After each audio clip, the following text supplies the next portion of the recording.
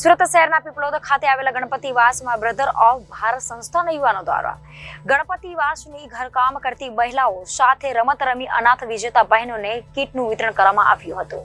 સુરત શહેરના પીપળોદ ખાતે આવેલા ગણપતિવાસમાં બ્રધર ઓફ ભારત સંસ્થાના યુવાનો દ્વારા ગણપતિની વાસની ઘરકામ કરતી મહિલાઓ સાથે રમત રમી અનાથ વિજેતા બહેનોને કીટનું વિતરણ કરવામાં આવ્યું હતું। આ રમત ઉત્સવમાં ઘરકામ કરતી હળપતિ બહેનોએ ચહેરા પર જોવા મળ્યું હતું। બ્રધર ઓફ ભારતના પ્રમુખ દિલીપભાઈએ ચેનલો સાથે વાત કરતા જણાવ્યું હતું। આપનું નામ? મારું નામ દિલીપભાઈ પરમાર છે।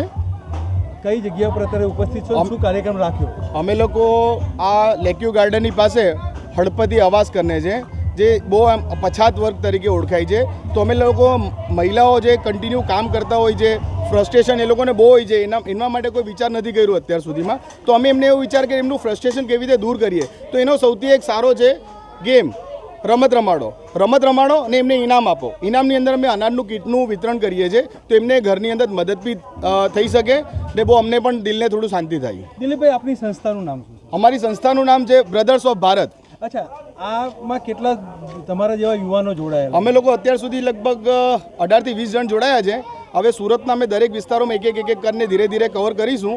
ભાઈ અત્યારે આ વિસ્તાર આવ્યો, કાલે બીજા વિસ્તારમાં જઈશું, એટલે ધીરે ધીરે જેટલું માતાજી કરાવે એટલું અમે કરીશું અગાડી કાર્ય। દિલીપભાઈ, આનું બીજ અને આ સંસ્થાનું નામ ક્યારે રોપાયું, કેમ કરવું પડ્યું? સંસ્થા તો બહુ બધી છે, દરેક લોકો પોતપોતા તમારી આ સંસ્થાનું નામ અને એનું બીજ સંસ્થા તો છે, તમારે પણ આ વિચાર કઈ રીતે આવ્યો?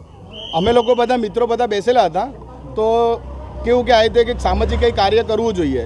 બધા બિઝી લાઈફમાં જ છે પોતપોતાની, તો બિઝી લાઈફમાં ટાઈમ કાઢીને અમે લોકો એક વિચાર કર્યો। તો એ વિચારના હિસાબથી પછી એક એવું કે અમને ગેમ રમાડીએ કે અમે બહુ બધા જણને જોઈએ છે કે બહુ બધું જણ અલગ અલગ કિસ્મથી બધા પોતપોતાના હિસાબથી સેવા કરે છે, પણ અમને થોડું ઇનોવેટિવ વિચાર આવ્યો અને અમે ઇનોવેટિવ વિચારને અમે એનું અમલીકરણ કર્યું ને પછી અમે લોકો આ ગેમ રમાડવાનું ચાલુ કર્યું।